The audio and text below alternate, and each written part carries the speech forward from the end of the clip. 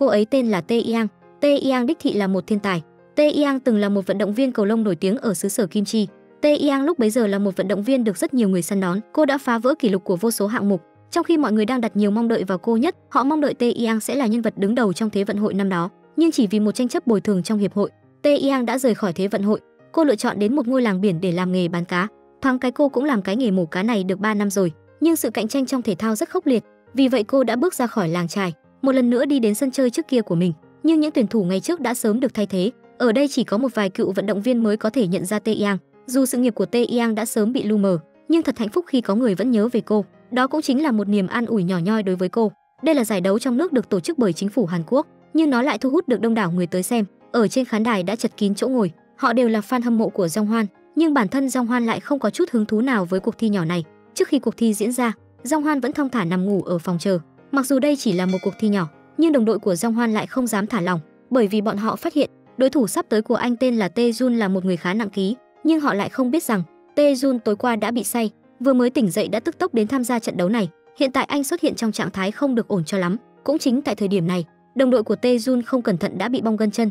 Vì để không làm ảnh hưởng đến Tae Jun, anh ấy đã cố gắng chịu đau để có thể tiếp tục cuộc chơi. Nhưng Tae Jun chỉ cần nhìn thoáng qua là biết, vết thương của bạn mình là vết thương từ ngày trước. Nếu như vận động mạnh thì vết thương sẽ lại tái phát. Tae Jun không chút do dự nói với huấn luyện viên rằng đội mình sẽ bỏ cuộc. Nhìn thấy bóng lưng của đồng đội đau đớn rời đi, Tae Jun nắm chặt cây vợt cầu lông. Chúng mình không cần thiết phải đặt cược cả sinh mệnh vào thể thao. Nói xong, Tae Jun tuyên bố rằng mình sẽ bỏ cuộc. Sau đó anh nhặt túi vợt của mình không chần chừ quay người rời đi. Nhưng từ trước đến nay vận động viên chấp nhận bỏ cuộc ngay từ đầu vốn dĩ đã không phải là một vận động viên ưu tú. Tae Jun cũng rất bất lực. Anh ngồi ở một góc uống nước nhưng đã không kiềm chế được mà ném mạnh vào tường, trút hết cơn giận của mình ở đó. Nghiêm nhiên Tae Jun xin đầu hàng có nghĩa là đối thủ sẽ là người thắng trận mà không cần bỏ sức. Jong Hwan vừa mới tỉnh dậy thì đã trở thành người vô địch. Sau khi cuộc thi đó kết thúc, Jong Hwan nhận được sự săn đón của rất nhiều fan cứng đang đợi anh bên ngoài. Giây tiếp theo anh nhận được một tin nhắn nhóm. Đôi mắt còn đang ngái ngủ của Jong Hwan đột nhiên mở to hơn bao giờ hết. Các vận động viên khác trong đội cũng nhận được tin nhắn này. Tất cả mọi người đều cảm thấy rất sốc. Nội dung tin nhắn cho biết Tae Yang đã quay lại, điều quan trọng hơn là cô còn gia nhập vào đội của họ. Đêm hôm đó, trong một phòng tập thể dục, Tae Yang đang tập cầu lông. Trong 3 năm qua ngày nào cô cũng làm bạn với con dao mổ cá nên đã bỏ bê việc tập luyện. Bây giờ đột nhiên quay lại tập luyện, không khỏi khiến cô ấy bị ngợp. Huấn luyện viên cũng đau lòng, bởi vì hiện tại không có một công ty nào bằng lòng ký kết hợp đồng với Tae Yang để có thể tiếp tục chơi cầu lông. Cô ấy chỉ có thể vào đội Unix mà mình ghét nhất. Huấn luyện viên để đào tạo cô ấy cũng chỉ còn cách hạ thấp thân phận của mình để cùng Tae Yang tham gia vào cuộc chơi này. Mà đội Unix chính là của Jong Hwan, là đội đã đối đầu với Tae Jun ngày hôm nay. Đối diện với Tae Yang, thành viên mới tham gia, mọi người đều đã nghe nói về những sai lầm nổi tiếng của cô ấy. Tiệc chào đón thành viên mới mà mặt ai cũng như đưa đám, sắc mặt của ai nấy đều nặng như chì. Lúc này đội của Tae Jun cũng vừa hay bước vào quán rượu, hai nhóm đối thủ lại lần nữa có duyên gặp nhau. Các thành viên của đội Unix ra sức chế giễu đội của Tae Jun là một đám bại trận. Khi một thành viên đang định xông lên cho hắn ta một chưởng, thì Tae Jun đã nhanh tay chặn anh ấy lại. Bữa tiệc hôm nay chính là bữa tiệc chúc mừng trước khi anh ấy giải nghệ, nên không muốn vì chuyện không đâu mà ảnh hưởng tâm trạng của mình. Đối diện với Tae Yang, Jong Hwan có vẻ không được thoải mái cho lắm. Anh nói rằng Tae Yang đã từng hủy hoại cuộc sống của người khác, nếu như cô vẫn còn lương tâm thì không nên quay lại chơi cầu lông nữa. Vừa nói Jong Hwan vừa lấy điện thoại của mình ra. Tôi muốn tiết lộ sự thật về việc Tae Yang bỏ trốn cho mọi người trong nhóm cùng biết. Trong lúc bất lực, Tae Yang đạp cho Jong Hwan một nhát ngã lăn xuống đất. Dù có chút bất ngờ nhưng thân làm một vận động viên chuyên nghiệp, Jong Hwan đã có thể tiếp đất an toàn. Tae Yang nói rằng trước khi nói ra toàn bộ sự thật thì tốt nhất anh nên đi hỏi ý kiến của Seong Sil. Ra bản thân mình chắc chắn sẽ đạp đổ Jong Hwan để anh bớt kiêu ngạo, vì đó mới là tính cách của Tae Yang. Tae Jun sau khi giải nghệ, bên phía đội Unix cũng đã chủ động làm hòa và không đối đầu với anh nữa, nhưng anh vẫn muốn tìm một công việc huấn luyện vận động viên, chạy đi chạy lại vẫn là làm thầy huấn luyện cho Tae Yang. Bài test chính là để Tae Yang và Tae Jun đấu với nhau một trận. Nếu như Tae Jun có thể lấy được một điểm trước có nghĩa là anh đã chiến thắng. Kết quả là ở trận đầu tiên Tae Yang đã bị thua trắng, nhưng Tae Jun biết rằng ở trận đấu này Tae Yang chỉ đang thả cho mình mà thôi, để có thể giúp anh tìm được một công việc. Vì để cảm ơn Tae Yang, Tae Jun đã mời cô đi ăn trưa. Lúc này, Tae Yang đã nhắc về chuyện mình đã giúp anh thanh toán hóa đơn ở quán rượu. Tae Jun liền nói rằng để mình banh tiền lại cho cô, nhưng Tae Yang đã trực tiếp từ chối, bởi vì cô biết rằng bản thân mình cũng nợ anh một chuyện. Thật ra Tae Yang vừa nhìn đã nhận ra Tae Jun, chỉ là không dám nhận mà thôi. Thì ra hai người từng là bạn cấp 1. Tae Yang còn từng ăn trộm chiếc xe đạp của Tae Jun.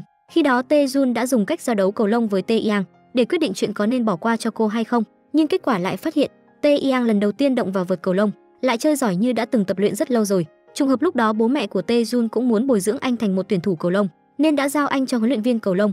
Nhân cơ hội đó Tae Jun đã giới thiệu Tae Yang cho thầy giáo huấn luyện, nên xét về một góc độ nào đó, Tae Jun mới là ân nhân của cô. Tae Jun và Tae Yang cho nhau số điện thoại di động của mình, nhưng anh ấy dường như vẫn không muốn để Tae Yang rời đi. cho nên đã cố tình dụ cô đến quảng trường chơi. Khi họ vừa đến cũng là lúc nước ở lại phun nước bắt đầu phun, hai người đã không kiềm được mà lao vào chơi đùa đến nỗi ướt hết quần áo. Hai người đắm chìm trong làn nước, chơi đùa rất vui vẻ. Tae-jun dặn Tae-yang đừng nên đặt toàn bộ sinh mệnh của mình vào thể thao. Còn hôm nay, Tae-jun muốn Tae-yang cảm nhận được sự vui vẻ. Trước khi chào tạm biệt, Tae-yang khuyên Tae-jun nên suy nghĩ về chuyện giải nghệ. Anh là một người có niềm đam mê với thể thao nên không thể nói bỏ là bỏ ngay được. Hơn nữa còn là từ khi cô 12 tuổi đã không ngừng ngưỡng mộ Tae-jun. Đến tối hôm đó, Tae-jun gọi điện thoại cho huấn luyện viên để hỏi xem anh có được thông qua cuộc phỏng vấn đó hay không. Nhưng huấn luyện viên không cảm thấy được sự ăn ý lúc chơi cầu của hai người, nên đã thẳng thừng tuyên bố Tae-jun đã không đỗ phỏng vấn. Tae-jun không tìm được việc chỉ đành đến đội Unit. Ý của anh vẫn là không muốn trở thành thành viên của đội Unit. Nhưng sau khi nghe thấy những đãi ngộ mà huấn luyện viên nói, Tae-jun đã để không nói gì nữa. Tae-yang bên này sau khi tham gia vào đội Unit thì cũng không nhận được sự yêu quý của mọi người. Cô chỉ đành nhẫn nhịn, giặt quần áo hộ tất cả mọi người như tiền bối ngoan ngoãn. Hôm nay sau khi giặt xong quần áo cho tất cả mọi người, khi cô đang phơi quần áo ở trên sân thượng, đột nhiên Seong Sil chạy đến tức giận đùng đùng. Seong Sil nói rằng không muốn để bàn tay bẩn thỉu của cô động vào đồ của mình. Thái độ của Seong Sil đối với Tae-yang vô cùng gay gắt. Seong Sil cho rằng Tae-yang đã phá hỏng tính công bằng chính nghĩa của trận đấu. Đối diện với sự tức giận của Seong Sil, Tae-yang chẳng có gì để nói cả. Cô chỉ đành ngồi sụp xuống cầm áo của đội mà khóc nức nở. Đột nhiên Tae-jun gửi cho cô một dòng tin nhắn. Anh hỏi tại sao cô lại quay lại chơi cầu một lần nữa. Tae-yang cũng suy nghĩ rất kỹ về vấn đề này. Cô lựa chọn nói ra lý do thực sự, có lẽ là bởi vì ám ảnh của lần chạy trốn trước kia, cô vẫn chưa từng được chữa lành. Tối hôm đó, khi Tae-yang đang luyện tập một mình ở nhà thi đấu, lúc này Tae-jun đi đến trước mặt Tae-yang. Anh đưa tay về phía Tae-yang. Kể từ giờ trở đi họ sẽ là thành viên của đội Unit. Khi biết tin Tae-jun đã comeback, Tae-yang đang định gửi lại anh chiếc vợt cầu lông mà trước kia Tae-jun tặng mình, nhưng Tae-jun bảo cô cứ cầm lấy đi, món quà đã tặng đi rồi, làm sao mà đòi lại được cơ chứ. Sáng hôm sau, huấn luyện viên bảo Tae-jun đứng trước mặt các thành viên trong đội và giới thiệu rằng đây chính là thành viên mới của đội. Tae-jun và những thành viên khác của đội cũng đã từng quen biết, cũng bởi vì chuyện hôm trước tại quán rượu khiến mọi người không thể nào quên. Khi thấy đồng đội hỏi Tae-jun tại sao lại trốn không thanh toán tiền ăn hôm đó, Tae-yang vội vàng đứng ra giải vây cho anh, nói rằng Tae-jun đã gửi tiền trước cho mình rồi. Tae-jun cũng không phủ nhận điều đó. Vừa mới vào đội được hôm đã thân thiết đứng cạnh Tae-yang. Sau đó huấn luyện viên nói với họ, buổi huấn luyện hôm nay sẽ chia cặp để huấn luyện. Lúc đó đột nhiên Seong Sil cất lời, trong đội Unit chẳng ai thích vào cùng nhóm với Tae-yang cả. Cô ấy đã nghỉ chơi 3 năm nay, năng lực của Tae-yang chắc chắn sẽ không bằng những người khác. Huấn luyện viên không nên vì chia nhóm mà làm khó những thành viên khác. Nếu đã như thế thì sẽ càng chẳng có ai bằng lòng hợp tác với cô ấy. Huấn luyện bắt đầu, có một nam thanh niên chủ động tiến lại phía Tae-jun bắt chuyện với anh, nói rằng trong đội của mình có quy định riêng và một trong số đó là không được yêu đương trong đội. Nếu như bị phát hiện thì một người trong đó sẽ phải rời khỏi đội. Tae-jun không ngần ngại mà hỏi ngược lại, tại sao cùng một đội lại có hiện tượng cô lập đồng đội của mình. Nam thanh niên biết Tae-jun đang ám chỉ Tae-yang, anh ta ngập ngừng nói, dường như anh ta cũng chẳng ưa gì Tae-yang. Vừa hay huấn luyện viên Kim hào hứng đi đến, ông bắt đầu test thể lực cho Tae-jun. Các chỉ số đều cho thấy thể lực của anh rất tốt, nhưng vấn đề của Tae-yang nghiêm trọng hơn nhiều. Cô đã nghỉ ngơi hẳn 3 năm, cho nên cơ thể cô đã cứng như người bình thường rồi. Huấn luyện viên Kim đã có yêu cầu về luyện tập thể lực cho cô. Trước tiên là cô không được ra sân, khi nào luyện tập thể chất ổn đã rồi tính. Hôm sau, đội Unit đã có danh sách thành viên dự bị tham gia giải vô địch thế giới. Huấn luyện viên bảo Jong Hoan hãy chuẩn bị tham gia thế vận hội, nên đã không báo danh cho anh. Nhưng vì là đồng đội đánh đôi của Jong Hoan, He cũng đã hủy bỏ tư cách tham gia giải vô địch thế giới. Jong Hoan đến tìm huấn luyện viên để nói chuyện, nói rằng như thế là không công bằng với He. Nhưng sự việc đã đến mức này rồi. Huấn luyện viên nói tốt nhất anh vẫn nên chuẩn bị tốt cho thế vận hội sắp tới, không cần phải khóc mướn cho He vì chuyện giải vô địch thế giới. Jong Hoan trong lòng cảm thấy rất bất mãn đã lên tiếng ở buổi họp báo. Nói xong thì liền quay người rời đi. Sau đó anh đã bị cấm thi đấu 1 tháng. Trong bữa tiệc tối hôm đó, Tae-jun hỏi mọi người sao không gọi thêm Tae-yang đến chung vui. Lúc này Seong Sil cũng bắt đầu để lộ ra tính cách của chị đại, bảo Tae-jun đừng nhắc đến cái tên đó nữa, ăn mất cả ngon. Nhưng Tae-jun căn bản không sợ Seong Sil. Sau khi anh nói một hồi về tinh thần đoàn kết giữa các thành viên trong đội với đội trưởng, thì đứng dậy bê một đĩa salad đến cho Tae-yang. Lúc này Tae-yang đang ở trong phòng. Khi cô đang nghĩ sẽ mời Tae-jun về đội của mình, Tae-yang vừa nghĩ vừa viết tên của Tae-jun lên giấy. Sau khi nhận ra mình đã làm chuyện gì đó không đúng lắm, Tae-yang vội vàng xóa đi những gì vừa viết. Tae-jun vừa hay đến phòng của Tae-yang, bởi vì không ai chịu ở cùng cô, nên Tae-yang được sống một mình một phòng. Khi Tae-jun bước đến giá sách, phát hiện trên cuốn sổ của Tae-yang viết toàn là tên mình. Tae-yang bắt đầu lên tiếng, cô muốn vào nhóm đánh cầu đôi nam nữ với Tae-jun, nhưng ai mà ngờ rằng Tae-jun đã trực tiếp từ chối. Tae-yang không hề bỏ cuộc, cô đã đuổi theo dùng hết lời nói từ tận đáy lòng của mình để thuyết phục Tae-jun. Thậm chí cô còn dùng cả vết thương lòng của mình để tấn công Tae-jun. Mặc dù Tae-jun có hảo cảm với Tae-yang, nhưng anh vẫn kiên định với nguyên tắc của mình, trở thành đồng đội của Tae-yang thì anh lại không cảm thấy có hứng thú. Nhưng vừa trở về phòng của mình, Tae-jun lại cầm một tờ giấy cười ngốc nghếch, chỉ là trong đó có một chữ bị Tae-yang cố tình tô mực xóa đi, đã không thể nhìn rõ chữ gì nữa rồi. Ngày hôm sau, đội trưởng đã cầm phiếu huấn luyện thể lực đến chỗ thầy huấn luyện. Các chỉ số của Tae-jun đều rất cao, anh giống như một con quái vật vậy. Đối với chuyện này, huấn luyện viên sớm đã chuẩn bị xong tinh thần. Bên này, Tae-jun sau khi lấy được tiền ở chỗ huấn luyện viên Kim, đã tự thưởng cho mình một đôi giày mà anh đã thích từ rất lâu. Khi anh đang vui vẻ nhảy chân sáo về địa điểm huấn luyện, Tae-yang như ma chơi không biết đi đâu đến. Mục đích của cô vẫn là khuyên Tae-jun hãy cùng chung đội với mình. Những ngày sau đó cô bám chặn lấy Tae-jun ở khắp mọi nơi. Cô dai như đỉa, Tae-jun dùng cách nào cũng không đuổi được. Cuối cùng Tae-jun không thể chịu được nữa. Anh đã nói cho cô một lý do bất khả kháng. Tae-jun nói rằng hai người không thể trở thành đồng đội vì chiều cao giữa hai người quá chênh lệch. Khi ở trên sân đấu thì rất khó hợp tác với nhau. Tae-yang cảm thấy không phục, cô cũng giơ cao cánh tay của mình để chạm lấy bàn tay của Tae-jun. Không ngờ rằng khoảng cách giữa hai người càng ngày càng gần. Tae-jun cười ngây ngô, sau đó đặt tay mình lên đầu Tae-yang. Tae-yang ngượng ngùng nhìn vào mắt Tae-jun, sau đó thẹn thùng mang một tâm trạng rối bời rời đi. Tae-yang ngày nào cũng chăm chỉ luyện tập. Sau khi đợt huấn luyện kết thúc, Seong SIL đề đạt sẽ đấu một trận giao hữu với Tae-yang. Thầy huấn luyện đều đáng ngóng đợi trận giao hữu này. Huấn luyện viên cũng muốn thông qua trận thi đấu này để kiểm tra xem năng lực hiện tại của Tae-yang như thế nào rồi. Ở trận thi đấu này, những điểm yếu của Tae-yang đã bị lộ ra hết. Trước kia cô có điểm mạnh là đỡ những quả cầu cao, thì bây giờ nó cũng trở thành điểm yếu của cô. Cuối cùng vẫn là bị Seong SIL hạ gục dễ như ăn cháo. Huấn luyện viên thở dài thườn thượt, mọi người cũng giải tán ngay lập tức. Bữa sáng hôm sau, Tae-jun đi ăn nhưng không thấy Tae-yang đâu cả. Mãi đến lúc vào phòng huấn luyện, một đồng đội năm mới nói với anh, có một người nói với Tae-yang, hôm nay đội tổ chức giải marathon sông Hàn, cho nên có lẽ Tae-yang đã một mình đến sông Hàn đợi đồng đội của mình. Tae-jun thật là không biết nói gì với hành động ác ý của đồng đội. Tae-jun lập tức gọi điện thoại cho Tae-yang, nói rằng đó chỉ là một vở kịch ác ý của đồng đội thôi nên cô hãy quay về đây đi. Nhưng Tae-yang lại không quay về. Cô bắt đầu nóng máu, thực sự đã bắt đầu chạy vòng quanh sông Hàn. Nếu như đồng đội đã muốn trêu đùa cô như thế, vậy thì hãy để cho họ thỏa mãn đi. Tae-yang đang kiên trì chạy bộ ở bên bờ sông Hàn. Trong đầu cô không ngừng hiện lại hình ảnh ở đội tuyển quốc gia, nhớ lại những khoảnh khắc cùng với Seong SIL. Lúc đó Seong SIL đang yêu một người trong đội, mỗi lần đi hẹn hò đều rủ Tae-yang đi làm bóng đèn. Tae-yang và Seong SIL của quá khứ lúc nào cũng như hình với bóng, chẳng ai có thể tưởng tượng được mối quan hệ của họ sau này lại thành ra như này. Đến tận tối muộn mà vẫn chưa thấy Tae-yang quay lại. Tae-jun lo lắng đã đến trước cửa ký túc đợi cô, nhưng cũng thấy thầy huấn luyện của Tae-yang đứng cách đó không xa. Khi biết thầy huấn luyện muốn gặp Tae-yang, Tae-jun chỉ đành lấy lý do là vừa luyện tập một mình về. Nghe đến đây, mắt của huấn luyện viên liền sáng như đèn pha ô tô. Đội Unix đã thiết kế cho Tae-yang một lịch trình huấn luyện đặc biệt, xem ra họ đã gửi gắm hy vọng vào cô ấy. Tae-jun nhanh nhảu đỡ lời, Tae-yang chắc chắn sẽ không để họ phải thất vọng, cho nên cô mới nỗ lực luyện tập như thế. Sau khi Tae-yang từ sông Hàn trở về, bởi vì bỏ lỡ buổi luyện tập nên cô đã bị thầy huấn luyện phạt chạy vòng quanh sân. Sau đó cô mệt mỏi quay về ký túc thì bắt gặp Tae-jun giữa đường. Anh thực sự không hiểu vì sao Tae-yang rõ ràng biết đây là vở kịch ác độc của đồng đội mà vẫn khăng khăng đến sông Hàn, lại còn dở hơi dở hồn chạy bộ quanh sông Hàn nữa chứ. Đúng là tự đày đọa bản thân mình. Đến lúc này, Tae-jun vẫn muốn biết lời đồn đại trong đội năm đó Tae-yang đã đòi tiền bồi thường là như thế nào. Nhưng Tae-jun không muốn tìm hiểu sâu chuyện này ư? Anh tin rằng Tae-yang sẽ không làm ra những chuyện như thế này. Chỉ là anh muốn biết tại sao Tae-yang lại nhận đó là lỗi của mình. Nhưng sự quan tâm lúc này của Tae-jun lại không lấy được sự cảm động của Tae-yang. Tae-yang không giải thích thêm, lưng đeo vật không nói lời nào rời đi.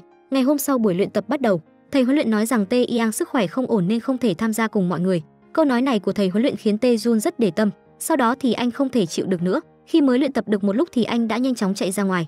Tae-jun chạy đến phòng y tế, vừa đến thì thấy Tae-yang nằm im trên giường. Tae-jun cũng lặng lẽ ngồi bên cạnh, nhìn khuôn mặt của Tae-yang lúc này, anh lại nhớ mình đã luyện tập cầu lông từ nhỏ, nhưng lúc nào anh cũng sống dưới cái bóng của chị gái mình. Có hôm anh đoạt được giải quán quân toàn thành phố, nhưng khi quay về nhà bố mẹ chỉ đang quan tâm đến người chị đạt quán quân thế giới. Tae-jun buồn bã lặng lẽ đem chiếc huân chương của mình ném vào thùng rác. Chiếc huân chương đó cũng giống như sự nhiệt huyết và tinh thần cầu tiến của anh đều bị ném đi từ thời điểm đó. Một lúc lâu sau Tae-yang cũng đã tỉnh dậy. Tae-jun mời cô đi ăn trưa nhưng Tae-yang đã thẳng thừng từ chối, sau đó còn bảo anh đừng đi theo mình nữa. Tae-jun cảm thấy tinh thần của Tae-yang đang đi xuống. Tae-jun vẫn là không bỏ cuộc, bèn đi sau Tae-yang. Khi đến nơi thì phát hiện cô đang ngồi khóc ở một góc. Tae-yang cảm thấy rất buồn. Cô thấy bản thân mình dù có cố gắng như thế nào đi nữa thì cũng sẽ không thể quay lại được như trước kia. Hơn nữa cũng không có ai đặt niềm tin vào cô. Nhưng khi nhìn thấy những giọt nước mắt của Tae-yang, Tae-jun cảm thấy có chút nhẹ lòng. Cô đã kìm nén lâu như thế rồi, khóc được là tốt rồi. Không chỉ dừng lại ở đó, Tae-jun còn chạy lại hét cho tất cả mọi người cùng biết, bảo mọi người đến mà xem Tae-yang đang khóc này. Sau khi lấy lại được tinh thần, hai người cùng chạy trên sân. Lúc này Tae-jun chủ động đề nghị Tae-yang hãy về đội của mình. Tae-yang giả vờ dỗi quay lưng rời đi, nhưng cuối cùng cũng đồng ý với lời thỉnh cầu của Tae-jun. Cô bảo Tae-jun giơ tay lên, sau đó chạy đến nhảy lên, cuối cùng cũng đã chạm được tay của anh. Tae-yang và Tae-jun cuối cùng cũng trở thành cộng sự của nhau. Lúc này Jong Hwan xuất hiện đề nghị giao hữu một trận với Tae-yang. Trùng hợp thay lúc này con gái Mu Jun của thầy huấn luyện cũng xuất hiện. Cô trở thành cộng sự tạm thời với Jong Hwan. Sau vài trận đấu, hai đội vẫn bất phân thắng bại. Đột nhiên Tae-jun nhớ đến chuyện của tối hôm đó. Thầy huấn luyện của Tae-yang đã nói với anh, Tae-yang là một cô gái độc lập, chỉ có kích động mới có thể giúp cô bộc phát được khả năng phòng vệ của mình. Tae-jun quyết định thử dùng cách của huấn luyện viên. Nét mặt anh nghiêm nghị lại, sau đó bảo Tae-yang hãy đứng qua một bên, không thể hợp tác được cũng đừng cản chân của anh. Tae Yang cảm thấy bị tổn thương. Cô không biết tại sao Tae Jun tự nhiên lại nặng nề với mình như thế, nhưng Tae Yang đã hạ quyết tâm. Tae Yang không muốn bị thua, đã chuẩn bị sẵn sàng tâm lý và cô cũng đã đứng sẵn sàng ở thế phòng vệ. Quả nhiên cô đã tức giận bởi lời nói của Tae Jun. Sau khi quả cầu của Mu Jun được tung lên, cô cùng hết sức lực cộng với sự nhạy bén của mình đỡ lấy quả cầu. Quả nhiên quả cầu đã rơi xuống trước sự ngỡ ngàng của Jong Hwan. Cuối cùng họ đã giành được một điểm. Những người có mặt trên sân đang đón chờ sự phản công của Tae Yang và Tae Jun. Tae Jun lại ngồi sụp xuống đất, vết thương cũ của anh lại tái phát rồi. Trận đấu này cũng vì như thế mà kết thúc. Đến buổi luyện tập tiếp theo, Tae Yang muốn hẹn Tae Jun tối nay ở lại cùng nhau luyện tập, nhưng Tae Jun lại thẳng thừng từ chối, bởi vì tối nay anh đã có hẹn đi ăn cùng với đội cũ của mình, buổi tối tại quán rượu. Nhưng buổi tối tâm trạng của Tae Jun cứ như người mất hồn. Anh cứ chăm chú nhìn vào điện thoại để ngóng xem Tae Yang có gửi tin nhắn cho mình không. Nhưng đồng đội cũ cũng nhìn ra, bộ dạng này của Tae Jun chắc chắn là đã thích ai ở đội mới rồi. Vừa nói dứt lời, điện thoại của Tae Jun vang lên. Bạn của anh nhanh chóng giật lấy điện thoại, nhanh nhảu nói Tae Jun đã bị say rồi, bảo đối phương hãy đến đón anh ấy về đi. Tae Jun mặc dù rất tức bởi trò đùa ác ý này, nhưng khi bữa tiệc kết thúc, anh vẫn chưa về ngay mà đợi ở ngoài cửa quán nhậu. Không lâu sau, Tae Yang quả nhiên đã xuất hiện. Tae Jun liền nở nụ cười, hai người cùng nhau đi về. Tae Jun đưa cho Tae Yang một đống thuốc, bảo cô hãy xử lý vết thương lần trước đánh cầu của mình đi. Hóa ra vì luyện tập nhiều nên lòng bàn tay cô đã bị chảy máu. Tae Jun nói với Tae Yang, vẻ ngoài khi nỗ lực của cô trông rất cuốn hút. Tae Yang cũng cổ vũ cho Tae Jun, chỉ cần anh cố gắng nhiều hơn, anh nhất định có thể đứng ở vị trí cao nhất thế giới. Mặc dù Tae Jun tỏ ra là không quan tâm cho lắm, nhưng tối hôm đó anh lại nằm mơ thấy mình đã đoạt huy chương ở Thế vận hội. Sáng hôm sau ở phòng tập xuất hiện một tờ báo, đây chính là trận đấu cầu lông do bố của Jong Hwan tổ chức.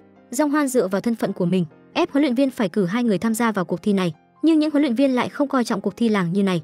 Vậy là đã cử Tae Jun và Tae Yang tham gia.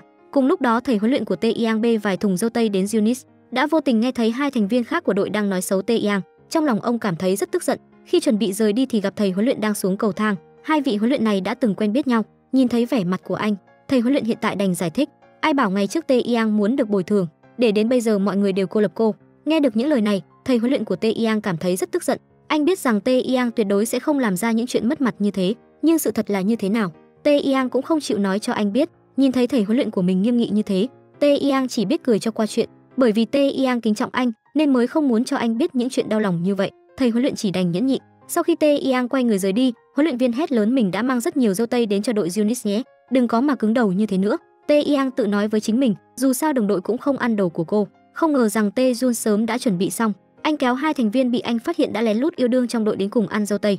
Đúng lúc Tae Yang quay trở lại, Tae Jun cố tình nói những câu như kiểu mình không phải người ăn dâu, họ chẳng biết gì cả, vừa đến đã thấy ai ăn hết dâu rồi ý. Tae Jun và Tae Yang đi đến sân vận động đi bộ. Tae Yang nũng nịu kề sát vào người Tae Jun. Cô nói rằng chỉ cần ở bên cạnh anh bản thân sẽ cảm thấy rất bình an, nhưng cô lại không thích loại cảm giác này chút nào. Dễ dàng và vui vẻ không hề có lợi cho sự phấn đấu của cô. Chớp mắt chuyển cảnh đến trận đấu ở ngoại thành. Tae Jun từ chối trận đấu lần này, đội trưởng chỉ đành điền vào chỗ trống. Jong Hwan cũng quay về quê hương của mình. Anh ngồi ở một địa điểm quen thuộc, anh đang nhớ đến một người, đó chính là tiền bối ở đội tuyển quốc gia, nhưng hiện giờ cô ấy đi đâu anh cũng không biết nữa. Sự mất tích của cô bắt nguồn từ một vết thương. Đêm hôm đó vì Tae Yang rủ cô đi trượt băng lúc nửa đêm nên cô ấy mới bị thương. Jong Hwan đến hiện tại vẫn không ưa gì Tae Yang, nhưng nó cũng là bởi vì anh quá nhớ thương tiền bối của mình. Bản thân Tae Yang cũng không ngừng tự trách, nhưng cô biết rằng xin lỗi thì cũng không thể giải quyết được chuyện gì. Người ở lại cũng chỉ có thể tiến về phía trước. Khi quay về chỗ ở của mình, ở cổng ký túc xá đã có một hình dáng quen thuộc đang đứng đợi cô. Tae Jun vẫn quyết định đến đây để cùng cô chiến thắng cuộc thi này. Tae Yang tiến tới gục vào lòng anh mà khóc nấc lên. Đêm trước khi cuộc thi diễn ra, Tae Jun và Tae Yang đang bàn bạc lại chiến lược hợp tác mới, đó là đổi vị trí của nam nữ cho nhau để phát huy tốt nhất được lợi thế của bản thân. Mặc dù không biết là có thành công hay không, nhưng hai người bằng lòng thử phương pháp này, đã đến hôm tham gia trận đấu ao làng. Không ngờ rằng huấn luyện viên cũng đến xem họ thi đấu. Bọn họ thực chất chưa từng đặt nhiều hy vọng vào Tae Yang và Tae Jun, chỉ là họ muốn đến góp mặt một tí, nhưng không ngờ rằng hai người khi áp dụng cách phối hợp mới đã qua được vòng bảng, sau đó đi vào tứ kết. Mặc dù đây chỉ là một trận đấu nhỏ ở thôn quê, nhưng cũng khiến huấn luyện viên đi hết từ bất ngờ này qua bất ngờ khác. Ông đã quyết định ở lại đây cùng họ tham gia trận tứ kết. Đây chính là thành tích vẻ vang nhất sau khi cô quay lại sân chơi, đối diện với cuộc thi ngày mai. Trong lòng cô vẫn cảm thấy vô cùng căng thẳng. Tae Jun vì để giúp cô thả lỏng một chút, nửa đêm đã đưa cô đến sân thi đấu. Nhìn thấy sân thi đấu rộng lớn như thế, Tae Jun nói với Tae Yang, đừng có đặt nặng vấn đề quá. Trong mắt của khán giả thì mình chỉ có bé như hạt cát ngoài sa mạc thôi. Quan trọng hơn là hãy tận hưởng cảm giác hồi hộp trong quá trình tham gia trận đấu đi, hưng phấn và vất vả. Tae Jun sớm đã không còn cảm thấy hồi hộp khi tham gia trận đấu nữa rồi, nhưng khi ở cùng với Tae Yang, quả nhiên cảm giác này cũng rất thú vị. Ở trận đấu ngày hôm sau, đội của Tae Yang đang ở khoảng cách rất xa so với đội của Ahe. Mãi đến khi chỉ còn 3 phút, Tae Yang vì quá lăn xả vì trận đấu nên đã bị bong gân, nhưng với tính cách của Tae Jun, Dưới tình hình như này không cần phải nói đến câu thứ hai, anh đã xin rời khỏi cuộc thi. Quan điểm của anh vẫn luôn là không cần thiết vì cuộc thi mà mạo hiểm tính mạng của bản thân. Nhưng hiện giờ người bên cạnh anh lúc này lại là Tae Yang, một người kiên định như Tae Jun có thể chịu được mọi đắng cay khổ cực. Nhưng vì Tae Yang muốn thắng đối phương như vậy nên anh đã suy nghĩ lại. Tae Jun muốn mọi người có thể nhìn thấy bộ dạng dốc hết sức lực của mình. Tae Yang đã bị thương như vậy nên không thể nào tiếp tục tham gia trận đấu được. Sân chơi lúc này là của mình Tae Jun. Dưới tình hình như lúc này, Tae Jun đã quyết định 1 cân 2, dùng tức lực yếu ớt của mình để đối đầu với đối thủ. Những huấn luyện viên đang chứng kiến cảnh này ai nấy cũng mắt chữ A miệng chữ O. Nhìn thấy Tae Jun cố gắng như vậy, Tae Yang cũng muốn góp một phần sức lực của mình. Nhưng khi chỉ còn một quả cầu cuối cùng, Tae Yang chuẩn bị hành động, nhưng không may hai người đã cùng đỡ và bị chạm vợt vào nhau. Cuối cùng hai người chỉ có thể lấy được huy chương đồng. Sau chuyện này Tae Yang cảm thấy rất có lỗi với Tae Jun, một mình ngồi trong nhà vệ sinh khóc nức nở. Sau đó, thầy giáo huấn luyện của A He nói rằng mình muốn mời Tae Yang về đội. Ông tin rằng dưới sự dẫn dắt của mình sẽ có thể đào tạo được Tae Yang. Chuyện này vượt sức tưởng tượng của thầy Tae Yang. Ông cũng muốn hướng Tae Yang đến một tương lai tốt đẹp hơn. Thầy giáo huấn luyện của Tae Yang tìm đến thầy huấn luyện ở đội Junis. Hai người đang cùng nhau ngồi ở quán rượu. Ông thân làm thầy giáo huấn luyện cũng như cha của Tae Yang, là người soi đường dẫn lối cô trên con đường này. Vừa uống rượu vừa trách đối phương không chăm sóc Tae Yang của mình một cách cẩn thận. Hai người nói chuyện trong quán rượu càng lúc càng căng thẳng. Ông lại nhắc đến A He, rõ ràng 2 năm trước trình độ của A He kém xa Tae Yang.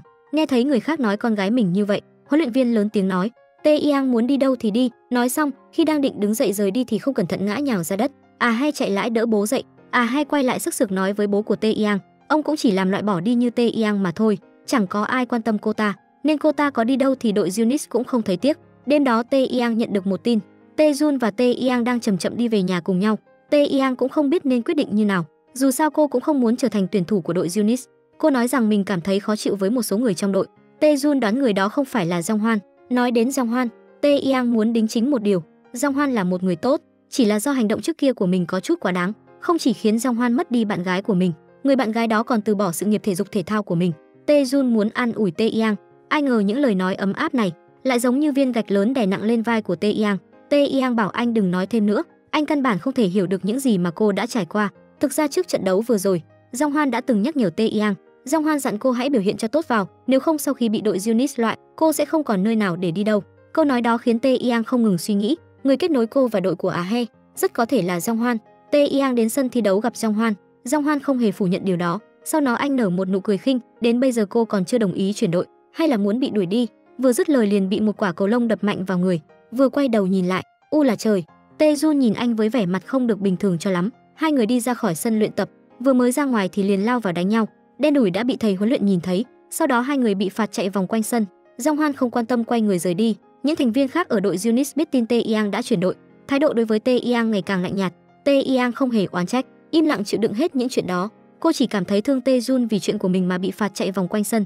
Tối hôm đó Tae Yang nhắn tin cho Jong Hwan, nói rằng mình sẽ làm theo những gì mà Jong Hwan muốn, rời khỏi đội Junis. Xem xong đoạn tin nhắn đó, Jong Hwan nhớ đến chuyện ở ký túc xá của đội tuyển quốc gia vào 3 năm trước. Lúc này Jong Hwan tức giận xông vào phòng của Tae Yang, trách móc cô đã phá nát sự nghiệp của tiền bối đó. Dù cô đi trượt tuyết nên mới xảy ra tai nạn đáng tiếc như vậy, sức khỏe không thể nào phục hồi được nữa. Tae Yang lập tức chạy đến cửa của người tiền bối đó bấm chuông. Người đàn ông bên trong lại nói với cô, tiền bối sớm đã không ở đây nữa rồi. Tae Yang tuyệt đối không thể tưởng tượng được, người đàn ông đó lại là Tae Jun. Thì ra tiền bối đó chính là chị gái của anh. Tối hôm đó, Tae Yang đến sân luyện tập. Tae Jun như thường lệ cũng đến đây luyện tập. Sau khi nhìn thấy Tae Yang, Tae Jun hỏi cô lý do tại sao lại chuyển qua đội khác, có phải là để né tránh Jong Hwan hay không? Tae Yang gượng cười nhanh nhảu giải thích rằng không phải là như vậy, nhưng còn chưa nói hết câu đã bị Tae Jun ngắt lời. Tae Jun nói cô không cần phải cố gắng che đậy nữa, cho dù là cô có làm cái gì, bản thân mình cũng có thể hiểu cho cô. Tae Jun tiến gần về phía của Tae Yang, nói rằng mình hãy hẹn hò đi, sau đó đặt một nụ hôn lên môi của Tae Yang. Nụ hôn bất ngờ này khiến Tae Yang cảm thấy rất bối rối, nhưng Tae Jun không hề nóng vội. Tae Jun nhẹ nhàng an ủi Tae Yang, còn bảo cô hãy suy nghĩ kỹ đi. Tae Jun chắc chắn rằng trong lòng Tae Yang cũng đang thích mình. Tối hôm đó, Tae Yang hẹn Tae Jun đến cổng ký túc xá gặp mặt. Cô cảm ơn Tae Jun đã thích mình, nhưng cô không muốn phân tâm mà nghĩ đến chuyện yêu đương, có nghĩa là cô từ chối lời tỏ tình của Tae Jun. Tae Jun cũng chỉ đành chấp nhận kết quả này, nhưng anh vẫn gắng gượng nở một nụ cười, cổ vũ Tae Yang hãy cố lên. Nhưng thực tế là Tae Yang vô cùng rung động đối với Tae Jun, nhưng cũng chính vì sự nghiệp thể thao của mình nên cô chỉ đành bỏ lỡ Tae Jun. Tae Yang đã chấp nhận chuyển qua đội khác. Thật trùng hợp là A He cũng ở trong đội này. Hôm đó cô vô tình nghe được những gì những huấn luyện viên biết. Tae Yang chỉ là một con cờ giúp họ kiếm tiền, căn bản là sẽ không có huấn luyện bồi dưỡng gì ở đây hết. A He lập tức đến đội Junis, đem chuyện này kể hết với bố mình, nhưng không ngờ rằng đã bị Tae Jun đứng ngoài cửa nghe thấy hết. Cùng lúc đó bên này, Tae Yang đang đi cùng với bố mình chuẩn bị ký hợp đồng, thì phát hiện ra ở trong hợp đồng có một số điều khoản không có lợi cho Tae Yang. Huấn luyện viên cũng không diễn nữa, Ông tuyên bố rằng sẽ dùng tiếng tăm của Tae Yang để làm truyền thông. Câu nói này khiến cho Tae Yang và bố của cô cảm thấy cực kỳ bất mãn. Hợp đồng không được ký kết. Trên đường trở về nhà, bố Tae Yang muốn liên hệ với những đội tuyển khác, nhưng Tae Yang lại vô cùng bi quan. Cô cảm nhận sẽ không có đội nào cần mình nữa. Khi nghe thấy những câu nói bi quan này, người bố cảm thấy rất tức giận. Ông bắt đầu không ngừng trách mắng Tae Yang. Ông kể vì để bồi dưỡng Tae Yang, ông đã chịu không ít đắng cay.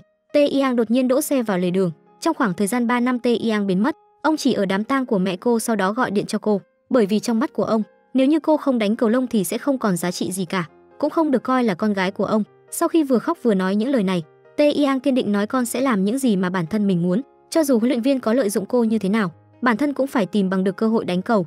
Tối hôm đó, Tae Jun đến tìm Jong Hwan để tính sổ với anh ta. Tae Jun cho rằng chính Jong Hwan là người đã lên kế hoạch cho tất cả những chuyện rối ren này, khiến cho các huấn luyện viên biến cô ấy thành đối tượng mua bán. Nghe được những lời này, Jong Hwan rất là bất ngờ. Anh ấy thực sự không biết đội bên đó định làm gì, cũng không muốn nghe Tae Jun lải nhải thêm nữa. Vừa quay người định rời đi, Tae Jun đứng đằng sau đột nhiên nói một tràng. Anh cầu xin Jong Hwan xin huấn luyện viên cho Tae Yang quay về đội. Nhìn thấy khuôn mặt thành khẩn của Tae Jun, Jong Hwan đồng ý với yêu cầu này của anh. Ngày hôm sau anh đã đến thuyết phục huấn luyện viên. Thầy huấn luyện lập tức đi đến địa điểm Tae Yang chuẩn bị ký kết hợp đồng. Sau khi đọc một lượt tờ hợp đồng đó, ông không ngần ngại xé nó thành mấy mảnh, sau đó còn nắm tay Tae Yang chuẩn bị đưa cô về đội Unis. Trên đường đi, Tae Yang khóc nước mắt chảy đẫm mặt. Thầy huấn luyện mặt thì nghiêm nghị cứng cổ cứng miệng, nhưng bàn tay của thầy lại rất ấm áp. Khi vừa trở về đội, Tae Jun liền gửi tin nhắn cho Tae Yang. Hai người hẹn gặp nhau ở đêm tuyết đầu mùa. Ở trong đêm tuyết giá rét lạnh lùng như Team Crash, Tae Jun xuất hiện từ phía sau ôm chầm lấy Tae Yang. Nồng ngực ấm áp cùng với nhịp đang đập mạnh của Tae Jun khiến Tae Yang cảm thấy vô cùng hạnh phúc. Sau khi Tae Yang quay về đội Unis, Tae Jun liền quấn quýt đến cô không ngừng. Sau đó còn đưa Tae Yang đến siêu thị ở ký túc xá mua đồ. Mặc dù đã chìm đắm trong sự ấm áp của Tae Jun, nhưng Tae Yang vẫn cảm thấy một chút bất an. Bản thân chính là người phản bội đội Unis, bây giờ lại quay về đây, chắc chắn sẽ khiến mọi người càng xa lánh cô hơn. Nhưng Tae Jun lại nói rằng mình chắc chắn sẽ bảo vệ được Tae Yang. Buổi sáng ngày mai anh sẽ đến đón cô cùng đi huấn luyện. Thực chất lần này Jong Hwan giúp Tae Yang làm nhiều chuyện như thế. Ngoài thuyết phục thầy huấn luyện ra, anh còn đi nhờ các anh chị cũ trong đội bao dung cho Tae Yang nhiều hơn. Tối hôm nay Jong Hwan hẹn He cùng mình đi ăn. Trước khi xuất phát anh đã nhận được một email. Hóa ra đó là tin nhắn của vị tiền bối đã mất tích từ lâu. Hóa ra vài hôm trước Jong Hwan có cùng uống rượu với một đàn anh ở đội tuyển quốc gia ngày trước. Sau khi từ quán rượu về, anh đã điên rồ phát trực tiếp. Ai ngờ đâu video đó ngay hôm sau đã rất viral. Trong email tiền bối có nói mình đã xem được đoạn video của Jong Hwan. Cảm ơn anh rất nhiều, nhờ có anh mà cô đã được một trận cười vỡ bụng. Cũng bởi vì email đó mà cả tối Jong Hwan cứ như người mất hồn, anh không hề để ý gì đến He. He chán nản bắt đầu chủ động chuyển chủ đề, hỏi anh người con gái anh nhắc đến và nhớ rất nhiều trong video đó là ai. Jong Hwan ấp úng nói, đó chính là mối tình đầu của anh. Đã 3 năm nay rồi, đều đặn mỗi tuần anh đều gửi email cho người con gái ấy, nhưng từ trước đến giờ anh chưa nhận được bất cứ phản hồi nào. Đến hôm nay chỉ vì một đoạn video xấu xí của mình, cô ấy lại gửi tin đến nói rằng trông mình rất buồn cười. Tâm trạng của Jong Hwan hiện tại đang rất rối bời. Anh cảm thấy sự chân thành của mình bao lâu qua cũng không bằng một đoạn video hài hước. Đối mặt với Jong Hwan lúc này, He càng cảm thấy rối bời hơn. Thực ra He luôn có tình cảm với Jong Hwan. Hôm nay Jong Hwan lại hẹn cô ra đây, anh lại liên tục nói về người con gái khác. Tức giận đứng dậy quay người rời khỏi quán ăn. Cùng lúc đó Tae Jun cũng nhận được email của tiền bối. Tiền bối lướt mạng đã nhìn thấy tin tức của Tae Jun và Tae Yang, phát hiện họ là cộng sự của nhau. Tiền bối rơi vào trầm tư, dường như cô có nỗi khổ riêng. Ngày hôm sau Tae Jun như đã hẹn đứng đợi Tae Yang ở cổng nhà cô. Đoạn đường đi đẹp đẽ vui vẻ này đã mở ra một con đường mới cho hai người. Quay lại với đội Unis, Tae Yang đứng trước mọi người, cô đã chuẩn bị sẵn tinh thần ăn chửi rồi, nhưng có lời dặn dò nhờ vả của Jong Hwan. Thái độ của mọi người nay lại dịu dàng bất thường. Thái độ dịu dàng của đồng đội khiến Tae Yang cảm thất rất vui. Cô cảm thấy lần này bản thân mình nhất định sẽ nỗ lực để đạt được thành công. Tâm trạng của Tae Yang lúc này rất vui. Tae Yang còn dũng cảm chấp nhận lời tỏ tình của Tae Jun. Tae Yang đi tìm Tae Jun chính thức đồng ý hẹn hò với anh. Hôm nay đội tuyển quốc gia đến thăm đội Unis, họ tiến hành một trận giao hữu giữa hai bên. Đối mặt với đội mạnh như đội tuyển quốc gia, thành viên của đội Unis có chút hoang mang. Tae Jun còn bị Jong Hwan suýt nữa thì cho ăn một quả cầu. Đối diện với tình hình như vậy, Tae Jun cảm thấy có chút mất mặt với Tae Yang. Sau buổi thi đấu hôm đó, Tae Jun cảm thấy không vui lắm. Sau khi rời khỏi sân chơi, Tae Jun vô tình nghe thấy đội tuyển quốc gia đang hỏi thăm nói chuyện với Tae Yang, hỏi rằng cô có liên lạc với tiền bối trước kia không. Cuối cùng đến giờ ăn trưa, Tae Yang và Tae Jun hẹn nhau ở sân thể dục. Tae Jun tìm cơ hội làm nũng Tae Yang, anh nằm lên đùi của Tae Yang, hỏi cô rằng quan hệ giữa cô và tiền bối trước kia có phải rất tốt không. Tae Yang nhớ lại sự tồn tại của tiền bối đối với cô mà nói, vừa có đau đớn tiền bối cũng vừa là ánh sáng chiếu rọi tâm hồn cô.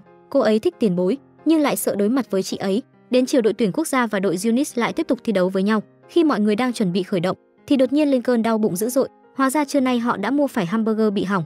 Tất cả mọi người đều bị ngộ độc. Chỉ trừ Tae Yang và Tae Jun trưa nay lén lút đi gặp nhau là không bị gì cả. Tae Yang là cái thùng nước gạo, cô có thể ăn tất cả mọi thứ, bởi vì để cho những thành viên khác không nghi ngờ bọn họ, Tae Yang ép Tae Jun cũng ăn hamburger có vấn đề. Trong bệnh viện tất cả mọi người đang đau bụng vật vã, nhưng tay của bác sĩ thì có hạn. Đội Yunis chỉ đành tự vật lộn với cơn đau này. Không những khi trị liệu phải ưu tiên đội tuyển quốc gia trước, đến giường nằm cũng không đủ. Người được ưu tiên nằm giường vẫn là người của đội tuyển quốc gia. Các thành viên đội Yunis chỉ đành ngồi xếp hàng ở hành lang, trong lòng dĩ nhiên cảm thấy không phục. Lúc này bố mẹ của Tae-jun đột nhiên đến bệnh viện thăm anh. Sau một hồi Tae-jun nói với bố mẹ rằng chị gái đã liên lạc với mình, có lẽ không bao lâu nữa sẽ về nước. Người mẹ lại bắt đầu kêu la ầm ĩ, cho dù người chị đã không còn ở đây nữa, nhưng đối với bà cô ấy vẫn là đứa con mà bà ưu tiên nhất, mãi mãi được ưu tiên hơn Tae-jun. Tae-jun hiểu được suy nghĩ của bố mẹ mình, nhưng anh đã sớm học được cách giữ hòa khí giữa các thành viên trong nhà. Đứng ở góc độ của anh thì lặng lẽ làm tốt việc của mình là được rồi. Chỉ là hiện tại trong lòng Tae-jun có một người đặc biệt, đó chính là Tae-yang. Đêm hôm đó Jun vì quá nhớ Tae-yang, vì không thể chịu được nữa nên đã trốn khỏi bệnh viện, quay về nơi luyện tập. Khi vừa gặp anh đã ôm chặt lấy Tae-yang, giây tiếp theo vì đau quá nên đã ngất trên vai Tae-yang. Tae-yang chỉ đành đưa anh vào phòng của mình để tiện chăm sóc. Sau khi Tae-jun tỉnh dậy, nắm chặt lấy tay của Tae-yang, hy vọng Tae-yang có thể ở bên cạnh mình, yêu mình, để cuộc đời anh không còn cô đơn nữa. Tae-yang nhìn Tae-jun cười ấm áp, trả lời rằng bản thân mình đã yêu anh mất rồi. Sáng hôm nay Tae-yang còn chu đáo nấu cho Tae-jun một bát cháo, nhưng còn chưa kịp ăn, đã có một người đồng đội quay về ký túc. Tae-jun nhanh chóng bê bát cháo về phòng của Tae-yang. Các thành viên khác cơ thể mệt mỏi đến mức không cười nổi, lần này còn ở bệnh viện cùng với đội tuyển quốc gia, khiến họ thấy rõ được khoảng cách giữa hai đội. Đến xuất viện cũng phải nhanh chóng, còn đội tuyển quốc gia thì được ở lại quan sát thêm. Tae-yang sau khi đối phó với đồng đội xong thì nhanh chóng chạy vào phòng. Tae-jun lúc này đã ăn hết bát cháo cô nấu, sau đó rời đi từ đường cửa sổ, rất giống Romeo và Juliet đang bí mật hẹn hò. Sau khi các cầu thủ của Ian lần lượt trở lại đội, cùng nhau nói chuyện phàn nàn về huấn luyện viên. Khi ở trong bệnh viện, chính ông ấy là người đề nghị ưu tiên cho đội tuyển quốc gia. Lúc này thành viên của đội Yunis đang cố gắng hết sức phấn đấu để được lựa chọn trong cuộc thi đội doanh nghiệp này. Để đạt được mục đích lần này, các thành viên của đội đang tập luyện hết sức. Trong thời gian luyện tập, Tae-yang và Tae-jun còn không quên nô đùa với nhau, liên tục phát cơm chó. Rất nhanh đã đến hôm diễn ra cuộc thi, đội tuyển quốc gia lần nữa đến đội Yunis. Đội Yunis khí thế hừng hực giao đấu với họ một hồi rất lâu, điểm số lúc này đã lên đến hàng chục. Huấn luyện viên cảm thấy nếu cứ tiếp tục như này sẽ dễ bị lộ ra khuyết điểm của từng thành viên một.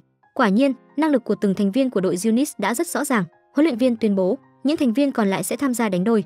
Tae-jun và Jong-hwan một lần nữa trở thành đối thủ của nhau. Dù đã cuối trận nhưng Tae-jun vẫn tràn đầy sức lực, hơn nữa tinh thần của anh còn đang vô cùng ổn. Phát đánh cuối cùng của Tae-jun khiến cho mọi người phải ngạc nhiên. Phát đánh này như đang cảnh cáo Jong-hwan cố mà giữ lấy phong độ của mình. Đã đến ngày công bố tuyển thủ được chọn, người đầu tiên được chọn chính là Tae-jun, nhưng điều này cũng đồng nghĩa với việc Tae-yang đã bị rớt. Những thành viên khác đều không thể giải thích được quyết định này, nhưng huấn luyện viên lại có lý do của riêng mình. Ông cho rằng trạng thái tinh thần của Tae-yang không được ổn định. Tiểu huấn luyện cho rằng khi danh sách đó được công bố, Tae-yang chắc chắn sẽ thắc mắc rất nhiều, nhưng không ngờ rằng cô không hỏi một câu nào, mà còn nỗ lực luyện tập hơn nữa. Thầy huấn luyện viên đã quá quen thuộc với tình hình này, bởi vì cô ấy từng là một vận động viên như thế, tất nhiên sẽ không khỏi tránh được cảm giác tự trách và bất mãn, chỉ có thể lấy điều đó làm động lực để mà cố gắng. Đây cũng chính là phẩm chất cần có của những vận động viên của Thế vận hội. Thầy huấn luyện mặc dù không chọn Tae-yang, nhưng ông tin Tae-yang sau này sẽ đạt được những thành tựu vẻ vang hơn. Jong-hwan trước khi rời đi đã tìm gặp Ah-hae một lần nữa. Anh đến là để xin lỗi vì lần trước đi chơi với cô mà cứ không ngừng kể về tình cũ, nhưng khi nói anh vẫn mang cái thái độ kiêu ngạo của mình, khiến Ah-hae cảm thấy vô cùng bất mãn. Trước mặt Jong-hwan cô còn không ngần ngại đi vào một nhà xem bói. Cô muốn bà Đồng bấm quẻ cho mình và Jong-hwan rốt cuộc có duyên phận hay không.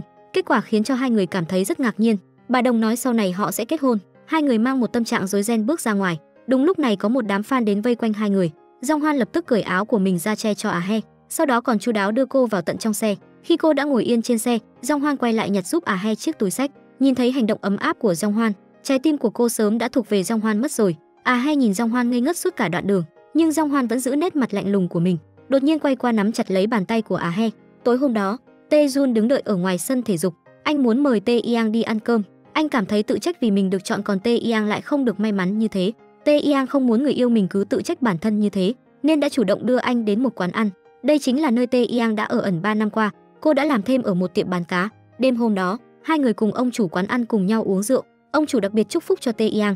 Cô đã vất vả bao nhiêu năm nay, tương lai chắc chắn sẽ làm được việc lớn, sẽ vinh quang trong Thế vận hội. Sau khi ăn xong họ đã không quay về, mà quyết định dừng xe lại bên bờ biển ngủ một giấc. Sáng sớm hôm sau họ cùng ngồi bên bờ biển. Tae-yang bắt đầu kể về người tiền bối trước kia vì mình mà bị thương. Cô khóc nấc lên, không dám đi sâu vào tìm hiểu nội tâm của mình. Có thể do quá đố kỵ với tiền bối nên mới rủ cô ấy đi trượt tuyết, uống rượu cùng cô ấy. Khi làm sai vì trốn tránh chịu phạt nên đã không đưa cô ấy vào viện. Tae-jun ôm Tae-yang vào lòng mình, mà trong lòng lại đang nghĩ đến một chuyện khác. Từ miêu tả của Tae-yang về chuyện của tiền bối đó, anh ấy cuối cùng cũng nhận ra tiền bối mà Tae-yang ám ảnh bao nhiêu năm qua chính là chị gái của anh. Tae-jun và Tae-yang đến buổi huấn luyện hôm sau mới quay lại. Tiểu huấn luyện viên vô cùng tức giận, đang định trừng phạt hai người vì tội đêm qua đã không về, nhưng huấn luyện viên lại bảo anh nghĩ thoáng một tí đi. cuộc thi sắp bắt đầu rồi, đừng để Tae-jun phải phân tâm. Hơn nữa anh ấy còn đồng ý với yêu cầu của mình, đó chính là bằng lòng đánh đôi nam với Jong Hoan. Jong Hoan nhận được tin này, lập tức đến tìm huấn luyện viên nói chuyện, nhưng không ngờ rằng He cũng đang ở trong này.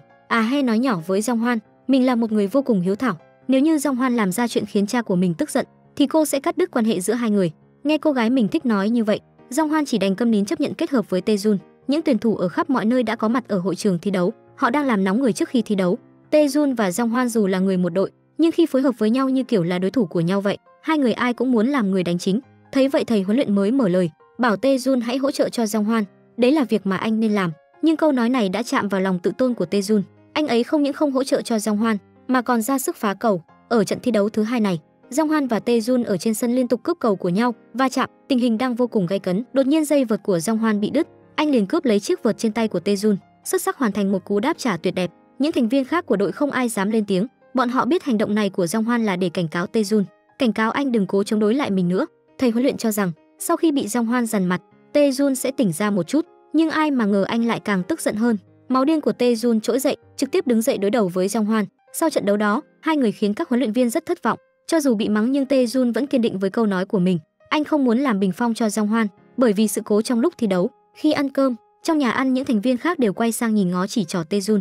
Tae-yang vì để an ủi anh, cố ý nói rằng do Tae-jun đã nghĩ nhiều rồi, thực ra chẳng có ai để ý anh đâu. Sau đó còn cười nói rằng hôm nay thứ mà Tae-jun và Jong Hoan tham gia không phải là cuộc thi, mà là một trận vật lộn. Nhưng hình như cô đùa quá trớn rồi thì phải. Trò đùa này chẳng có tác dụng gì cả, khiến Tae-jun buồn bã rời đi. Tae-yang cảm thấy bứt rứt. Tối hôm đó không ngừng đi đi lại lại trước cửa phòng của Tae-jun, vì cô rất muốn gặp anh. Tae-jun đang tức giận sau khi chơi điện tử cả tối, tâm trạng anh có vẻ đã tốt lên. Sau đó hai người cùng hẹn gặp nhau ở sân thượng, nhưng không ngờ rằng đi hẹn hò mà cũng gặp Jong Hoan ở đây. Nhìn thấy Tae-jun sáng nay nổi cáu với mình, đến tối vẫn còn tâm trạng đi hẹn hò, Jong Hoan liền lên mặt chế giễu anh. Tae-yang vì nói đỡ cho Tae-jun, liền bị Jong Hoan bảo im miệng. Thấy bạn gái bị người khác quát như vậy, Tae-jun liền nói về chuyện của tiền bối, chỉ trích là do Jong Hoan không có khả năng bảo vệ được tiền bối, cho nên mới đổ lỗi lên đầu của Tae-yang. Nhưng làm thế chỉ càng thể hiện sự vô tri của Jong Hoan. Ân oán giữa Tae-yang và tiền bối là chuyện của hai người họ, không đến lượt Jong Hoan lên tiếng. Trước buổi thi đấu tiếp theo, thầy huấn luyện đã thay Tae-jun. Lần này đội trưởng và Jong Hoan sẽ đánh đôi nam với nhau. Tae-jun ngồi trên hàng ghế lạnh lùng nhìn xuống khán đài, hai bàn tay của anh nắm vào nhau, ngoài phẫn nộ ra anh còn cảm thấy không cam tâm. Tae-yang thấy vậy đã giúp anh đội mũ, để không để người khác nhìn thấy sắc mặt của anh lúc này. Sau khi thi đấu kết thúc, Tae-jun không muốn ngồi xe ô tô, chủ động chạy bộ về ký túc xá. Chạy mãi thì cũng đến ký túc nhưng trời lúc này cũng tối mịt rồi. Buổi tối hôm đó ở đội Unix có tổ chức sinh nhật cho một thành viên, trong bầu không khí vui vẻ, chỉ có mình Tae-jun tâm trạng không được tốt đứng dựa ở góc tường. Cuộc thi đấu vừa rồi đối với anh mà nói là một đả kích rất lớn, nó còn kinh khủng hơn tất cả những gì anh từng trải qua. Đến ngày hôm sau, khi Tae-jun vẫn còn đang ngủ nướng, mãi đến khi Tae-yang xông vào phòng của anh, kéo anh ra ngoài hít thở không khí buổi sáng. Tae-yang biết mình không biết cách an ủi người khác, chỉ biết dùng cách của mình để làm cho Tae-jun vui. Sau khi suy nghĩ một hồi, chỉ có đưa anh ra ngoài hít thở là tốt nhất. Nhìn thấy Tae-yang nhẹ nhàng cố gắng làm mình vui như thế, Tae-jun cảm thấy có chút không quen, nhưng Tae-yang lại nói, bởi vì đối với mình Tae-jun cực kỳ quan trọng, cô không dám ăn nói tùy tiện, vì sợ sẽ làm tổn thương Tae-jun. Nghe thấy những lời nói ấm áp của Tae-yang, tâm trạng của Tae-jun cũng khá tốt lên nhiều chút. Sau đó Tae-yang nói với Tae-jun, mặc dù thầy huấn luyện bảo anh hỗ trợ cho Jong Hoan, nhưng trong lúc thi, ánh mắt của thầy huấn luyện chỉ theo dõi một mình Tae-jun, một giây cũng không muốn rời mắt. Trước trận thi đấu hôm nay, Jong Hoan và He đã gặp riêng nhau. He nói rằng nếu như Jong Hoan chiến thắng trận thi đấu lần này, thì chúng mình sẽ hẹn hò, còn không thì đường ai nấy đi. Chiến thắng đối với Jong Hoan mà nói dễ như ăn cháo, trước giờ chưa có chuyện thua. Jong Hoan quay lại sân thể dục, bắt gặp Tae-jun đang đứng đợi anh ở đó. Từ sau khi được Tae-yang an ủi, Tae-jun đến thỉnh cầu huấn luyện viên hãy cho bản thân mình một cơ hội nữa, trở thành đồng đội của Jong Hoan cùng nhau thi đấu. Thực tế đã chứng minh, sau khi tinh thần của Tae-jun ổn định lại, anh ấy không còn mệt mỏi nữa. Tae-jun và Jong Hoan hợp tác rất ăn ý, họ đã giành chiến thắng ở trận đấu cuối cùng này. Sau khi thi đấu xong, Tae-yang cầm một chai nước đến định đưa cho Tae-jun, nhưng đang trên đường đến sân thi đấu, cô lại bất ngờ gặp tiền bối của mình. Tae-yang cảm thấy rất sốc, nước mắt đã chảy đầm đìa trên khuôn mặt. Cảm xúc của Tae-yang vô cùng khó tả. Vừa hay Tae-jun cũng đi đến, lặng lẽ đứng phía xa nhìn hai người họ. Không lâu sau anh nhận được điện thoại của bố mẹ mình. Tae-jun đã rất lâu rồi chưa nghe thấy mẹ mình vui vẻ như vậy, chỉ vì chị gái của anh đã về nước rồi. Tiền bối tìm đến thầy huấn luyện, cô nói ra nguyện vọng của mình là gia nhập vào đội Unix để bồi dưỡng những tuyển thủ khác. Vừa nói dứt lời thì một đám hậu bối chạy đến chào hỏi hai người, hỏi cô ấy có phải đã từng gặp Jong Hoan. Lúc này Jong Hoan và He đang gặp nhau. Theo như giao ước, nếu anh chiến thắng trận vừa rồi họ sẽ hẹn hò với nhau. Nhưng He vẫn còn cấn cấn về người yêu trước kia của Jong Hoan. Đối với Jong Hoan khô khan không biết nói những lời ngọt ngào, anh không biết phải mở lời như thế nào cho He yên tâm. Đến khi He ấm ức mà khóc nức lên, hét lớn không muốn hẹn hò với anh nữa. Jong Hoan lúc này mới xuất chiêu, nhấc bổng He đưa cô đi. Bên này việc khiến tiền bối về nhà, đó là bố mẹ đã động vào đồ của cô. Tae Jun thấy bố mẹ rụt rè đứng ở bên cạnh nhìn, không dám chọc giận cô ấy, nhưng Tae Jun không nhìn thêm được nữa. Anh mở cửa nói với chị gái mình, phòng của chị không phải là cái bảo tàng, không thể nào không thay đổi được. Nhưng bố mẹ bên này thì vẫn nói với chị gái rất nhẹ nhàng. Tae Jun chỉ đành đến nhà kho lấy huân chương đã cũ giúp chị mình. Cũng chính lúc này, Tae Yang đến nhà của Tae Jun, nhưng người mẹ cảm thấy tâm trạng của con gái mình lúc này không tiện để tiếp khách, nên đã ra cửa nói khéo mời Tae Yang dịp khác rồi đến. Tae Jun giúp chị gái sắp xếp lại những chiếc huy chương. Người chị có một yêu cầu với anh, đó là Tae Jun không được tiếp cận gần Tae Yang, nhưng Tae Jun bên cạnh im như thóc đổ bồ, không nói bất kỳ câu nào. Ngày hôm nay chính là trận đấu cuối cùng của Jong Hoan và Tae Jun. Trước thi đấu, Tae Yang đã dặn dò Tae Jun, bảo anh hãy chú ý đến tâm trạng của Jong Hoan. Trước khi trận này kết thúc thì đừng nói cho anh ấy biết tin tiền bối đã quay lại. Tin tức này sẽ khiến Jong Hoan bị tụt mút, nhưng lời dặn dò này hình như đã muộn màng rồi. Tối qua Jong Hoan đã vô tình nghe thấy có người nói tiền bối đã quay lại đội Unix. Đợi đến khi cuộc thi bắt đầu, Jong Hoan ít nhiều đã bị phân tâm. Anh đang trách cứ tại sao tiền bối lại không đến tìm mình đầu tiên. Sau khi bỏ lỡ mất vài quả cầu, Tae Jun kịp thời nhắc nhở, lúc đó mới có thể khiến Jong Hoan tập trung trở lại. Nhưng đối thủ lại vô cùng xảo quyệt, cố tình đứng sát lưới kháy Jong Hoan, liên tục nói đi nói lại về chuyện tiền bối trở về để chọc giận anh. Dù sao Jong Hoan cũng là một vận động viên chuyên nghiệp, sự tức giận trong người anh đã đạt đến đỉnh điểm, nhưng đối phương đã đánh giá sai về Jong Hoan. Jong Hoan trong lúc tức giận chỉ càng khiến anh mạnh hơn mà thôi. Nhưng trọng tài hôm nay đã có chút vấn đề, ông liên tiếp đánh số sai, khiến Jong Hoan cảm thấy không công bằng. Ông ấy không phải vì tức giận mà phạm sai lầm. Jong Hoan trách trọng tài sao lại sơ suất như thế. Trọng tài tức giận, muốn rút ra thẻ đen để phạt Jong Hoan, nhưng Tae Jun đã nhanh nhảu đi lên đỡ lời, sau đó kéo Jong Hoan sang một bên, trách anh tại sao lại làm như thế. Đường đường là một quán quân thế vận hội mà lại tức giận vì chuyện nhỏ tí như này. Dưới những lời nói của Tae Jun, Jong Hoan đã bình tĩnh lại, cuối cùng đã chiến thắng trận đấu này. Nhưng khi thi đấu xong, đối thủ lại cảm thấy không cam tâm, nên đã công khai bí mật giữa Jong Hoan và tiền bối. Trong tin đồn còn đính kèm chuyện tiền bối đã quay về. Chuyện này khiến Jong Hoan rất bối rối, căn bản là không có tâm trạng quan tâm đến He. He chặn Jong Hoan lại, bày tỏ muốn nói chuyện với anh, nhưng Jong Hoan lúc này cảm thấy đầu óc của mình trống rỗng, chỉ có thể từ chối He. Một tình yêu có vẻ là ngọt ngào ấm áp, cứ như thế bị đứt đoạn. Tae Yang ban đầu định sẽ tránh mặt, cô không muốn vì mình mà khiến những người khác mất vui, nhưng thời khắc cuối cùng vẫn quyết định không mời mà đến, xuất hiện ở bữa tiệc. Tiền bối quả nhiên rất tức giận bảo Tae Yang hãy rời khỏi đây, nhưng hành động tiếp theo của Tae Yang lại là tiến tới quỳ trước mặt tiền bối, không ngừng nói xin lỗi. Những người có mặt ở đây đều rất ngại ngùng. Tae Yang làm như vậy là muốn tiền bối tức giận với mình, thà cô ấy chửi mắng chứ Tae Yang không muốn tiền bối lạnh lùng với mình như này thêm nữa. Nhưng tiền bối lại không làm theo những gì cô muốn, cô ấy không hề mắng Tae Yang mà tự mình rời khỏi bữa tiệc. Những người khác cũng lần lượt đi theo. Tae Jun đuổi theo chị gái mình, nói với cô sự cố về buổi trượt tuyết hôm đó, giải thích rằng đó chỉ là một sự cố mà thôi, mong chị gái mình đừng giận nữa mà bỏ qua chuyện cũ. Nhưng còn chưa kịp nói hết câu, chị gái anh liền nói đến vấn đề chính. Thì ra Tae Jun sớm đã biết chuyện ở sân trượt băng rồi, mà vẫn còn gần gũi với Tae Yang. Chị gái anh không thể hiểu tại sao rõ ràng là biết Tae Yang đã hủy hoại cuộc đời mình, nhưng vẫn dễ dàng chấp nhận bỏ qua và bên cạnh cô ấy. Khi hai người đang tranh cãi với nhau, Jong Hoan đã lặng lẽ đến bên cạnh, nghi hoặc về mối quan hệ của hai người. Tae Jun chỉ đành giới thiệu lại từ đầu, mình là em trai ruột của tiền bối. Jong Hoan tiến lên phía trước nắm tay của tiền bối, muốn nói chuyện với cô một lúc, nhưng cô ấy lại không hề quan tâm, lạnh lùng quay mặt rời đi. Jong Hoan chỉ đành đi cùng Tae Jun đến một quán rượu ven đường. Nhân lúc say, Tae Jun cảm ơn Jong Hoan 3 năm trước đã đồng hành cùng chị gái mình, giúp cô ấy có thể vượt qua được những khó khăn vất vả trong lúc luyện tập. Jong Hoan cũng bày tỏ, tiền bối trước kia đã rất khổ sở, cho nên nếu để chị ấy biết Tae Jun và Tae Yang đang hẹn hò, chắc chắn cô ấy sẽ thấy rất tuyệt vọng. Chuyện này vô tình làm giãn nứt tình cảm gia đình. Khi nghe Jong Hoan nói như vậy, Tae Jun đứng dậy quay người rời đi. Anh bắt xe đến trước cửa nhà Tae Yang, nhưng đứng một hồi vẫn không dám nhấn chuông cửa, cuối cùng chỉ dám đứng ở cửa chúc cô ngủ ngon. Cả đội được về nghỉ lễ 7 ngày. Tae Jun và Tae Yang đến chào hỏi nhau. Lúc này Tae Yang đã khôi phục được trạng thái bình thường, nhưng thực tế không phải là như thế. Mỗi lần cầm vợt lên, cô đều nhớ về những gì tiền bối đã nói, nhắc nhở cô ấy đã từng hủy hoại cuộc đời của một vận động viên ưu tú. Câu nói và dòng suy nghĩ đó không ngừng giày vò Tae Yang, khiến cô còn không làm nổi những pha phát cầu đơn giản nhất. Tiểu huấn luyện viên cho rằng sau khi cô đạt được một thành tích nho nhỏ, nên đã tự cao tự mãn, đã phạt cô mỗi ngày phải đánh 5.000 quả cầu.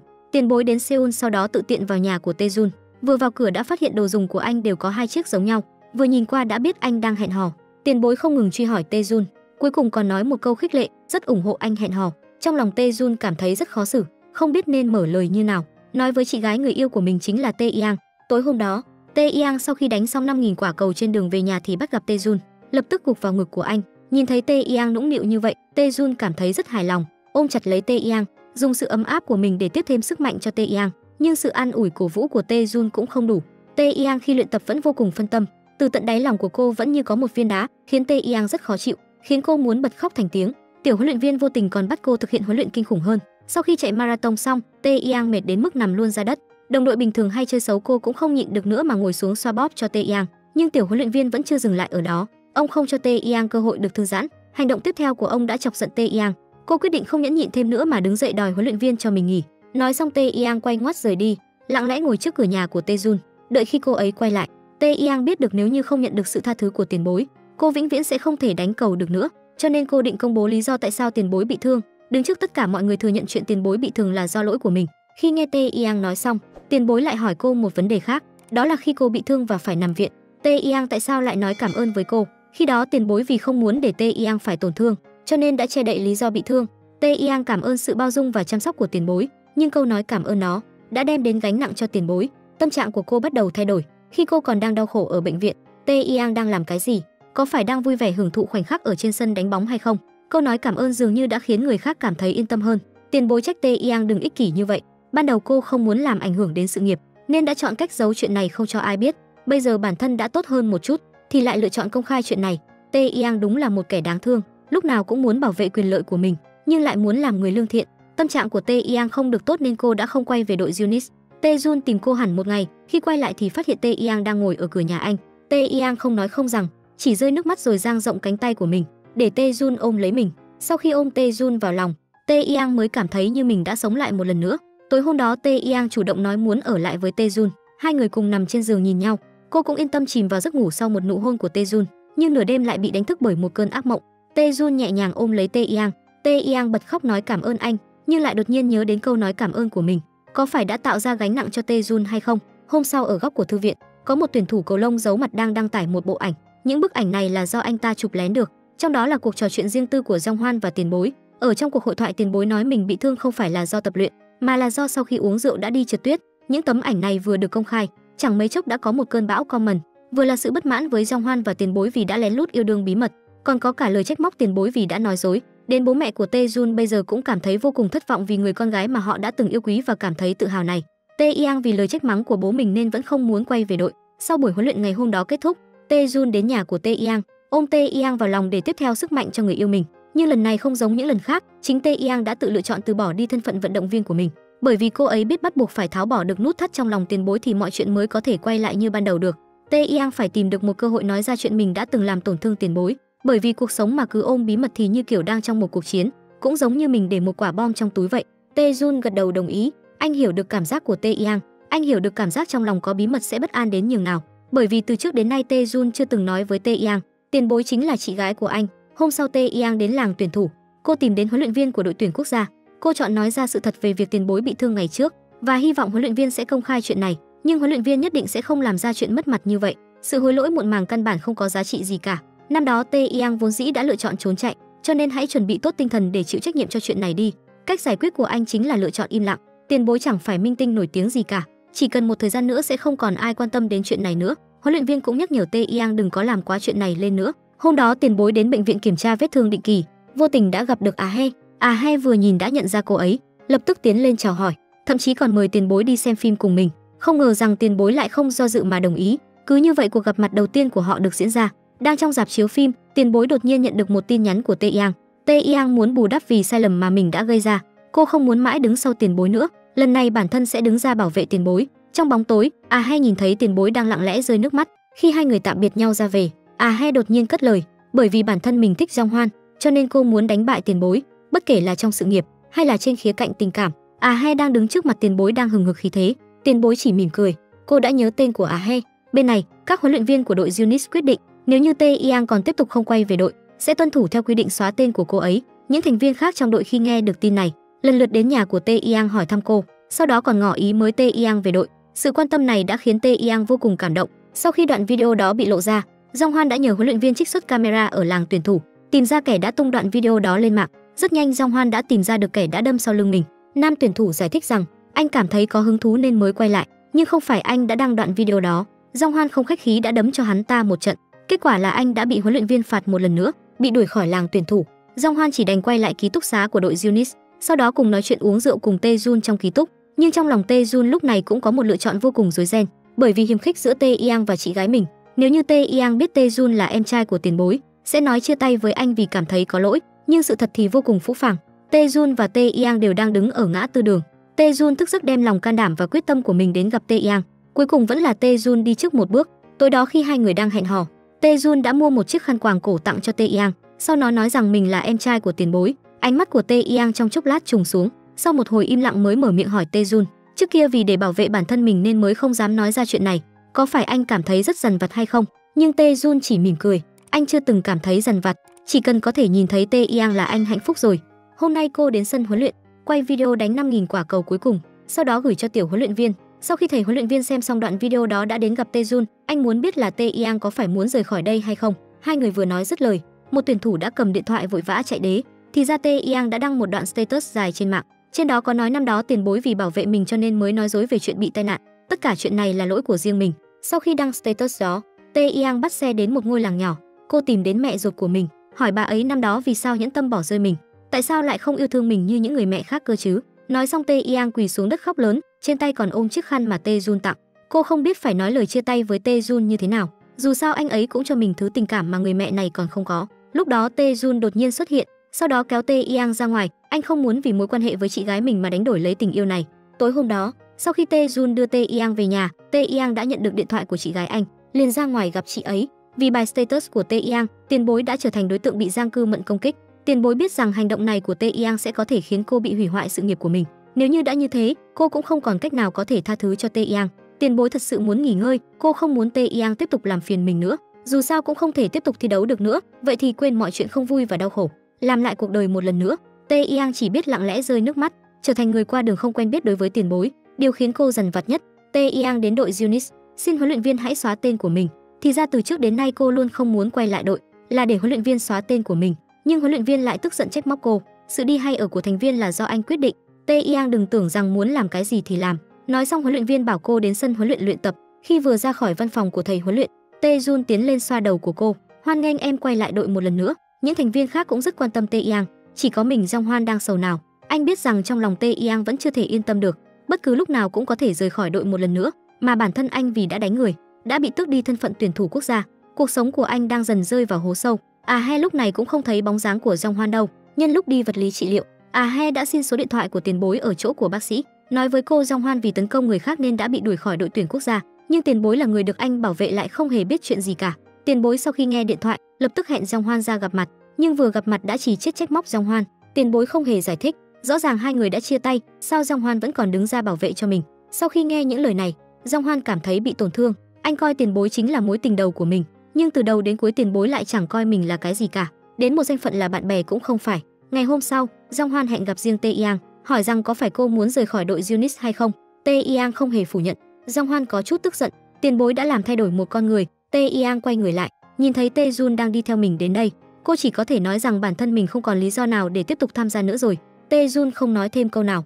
Tae Jun đến văn phòng của thầy huấn luyện cầu xin ông hãy giúp đỡ Tae Yang. Nếu như lúc đó trừ khử Tae Yang thì căn bản chẳng có thành viên nào đồng ý giữ lại Tae Yang cả. Nhưng lúc này huấn luyện viên cũng đang rất khó xử, vì những nhà đầu tư đã gây áp lực lên anh, bắt ông phải khai trừ Tae Yang. Tae Yang ngồi bên ngoài cửa, cô đã nghe thấy hết những lời cầu xin của Tae Jun, trong lòng cũng đã chắc chắn về quyết định sẽ chia tay với Tae Jun. Bản thân Tae Yang đã từng yêu quý tiền bối, nhưng tình yêu của mình chỉ toàn mang đến những điều rắc rối. Tae Jun là một người lương thiện, nếu như bởi vì cứu tình yêu của mình mà mất đi sự nghiệp, thì Tae Yang thực sự không dám nhìn đến hậu quả. Tae Jun luôn cho rằng giữa hai người chỉ cần có tình yêu thì có thể vượt qua được tất cả, nhưng sự thật sự khắc nghiệt. Tae Yang không thể nào đạp chân lên sự dằn vặt và đau khổ của người khác để có được hạnh phúc. Tae Jun có đành rơi nước mắt lặng lẽ buông tay của Tae Yang. Sau khi Jong Hoan biết được là He đã thông báo chuyện của anh cho tiền bối biết, thì đã đi tìm He, nói cho cô biết rằng từ sau đừng tự đa cảm nữa, bởi vì tiền bối không hề đến an ủi mình. Jong Hoan cần thời gian để tự chữa lành mình.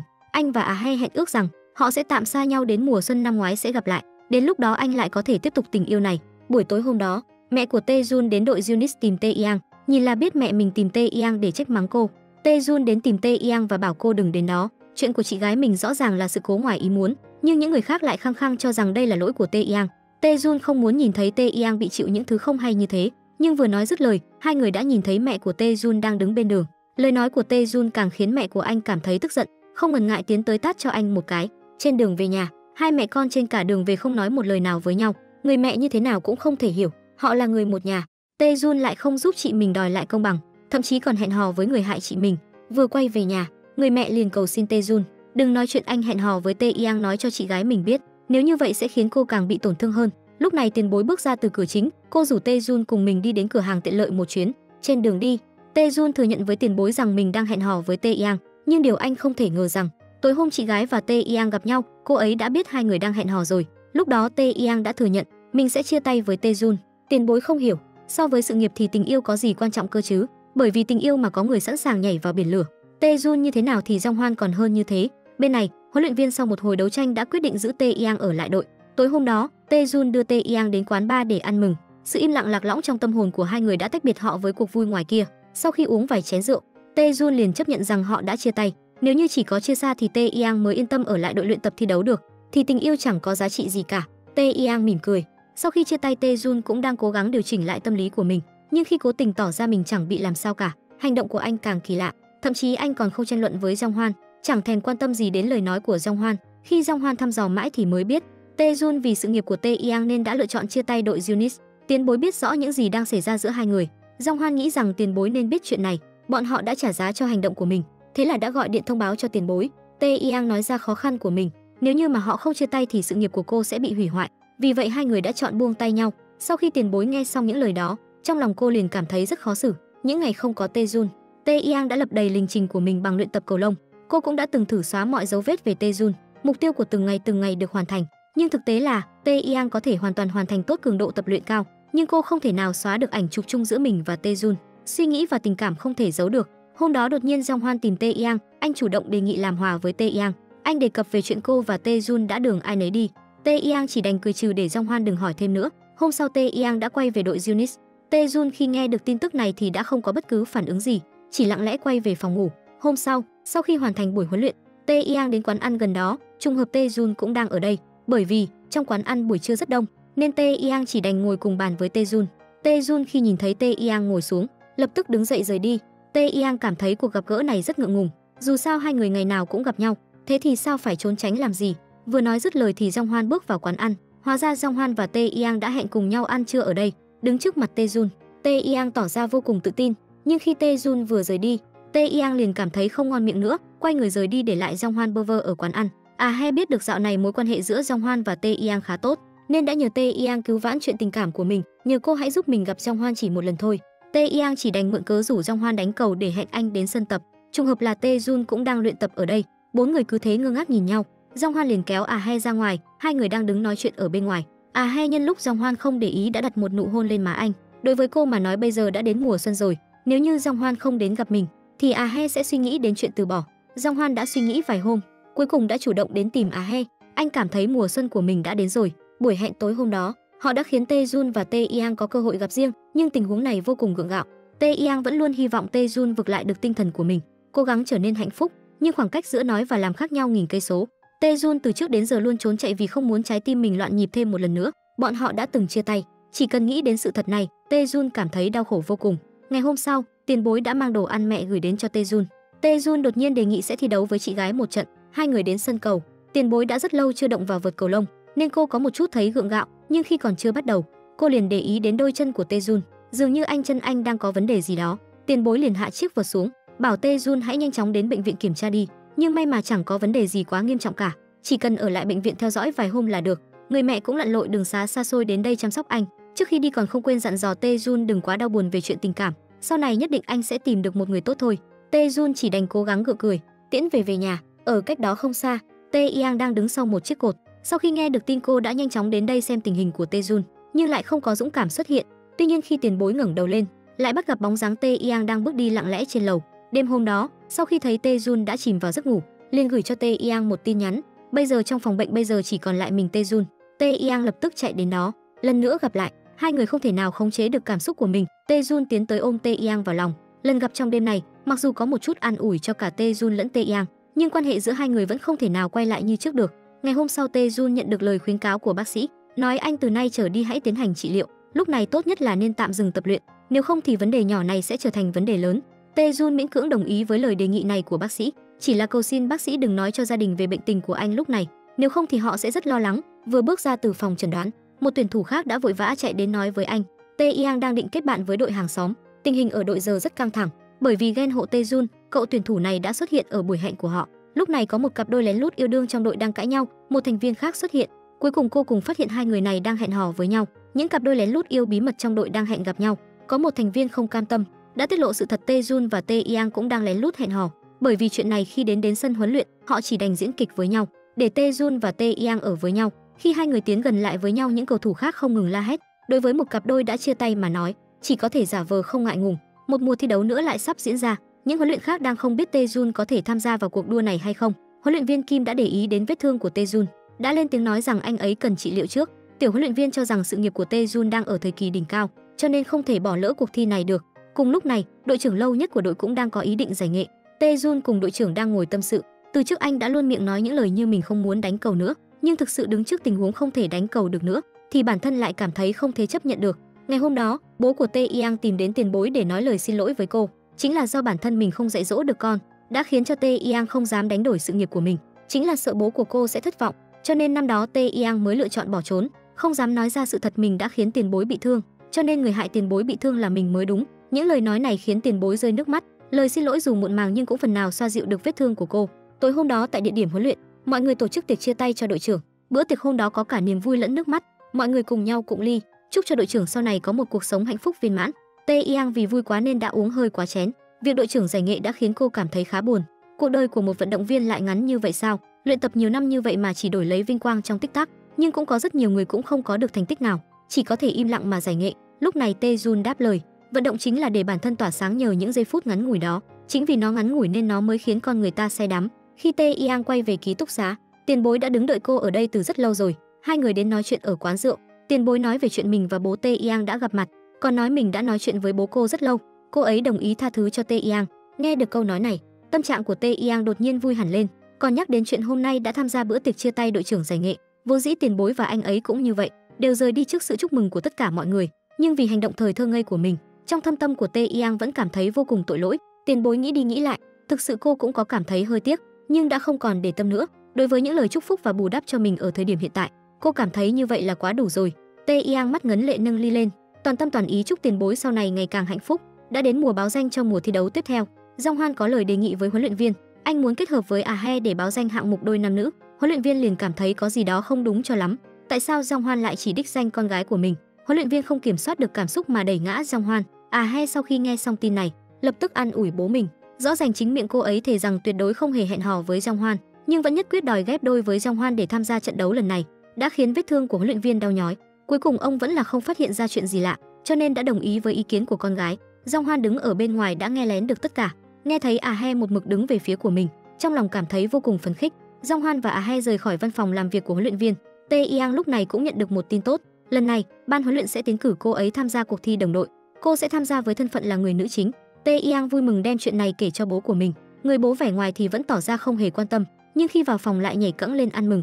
Đen đủi là đã bị Tae Yang bắt gặp cảnh này, mọi việc đang diễn ra vô cùng tốt đẹp. Tae Jun lại vô cùng cô đơn, bởi vì trong đội không có ai nguyện trở thành cộng sự của cô.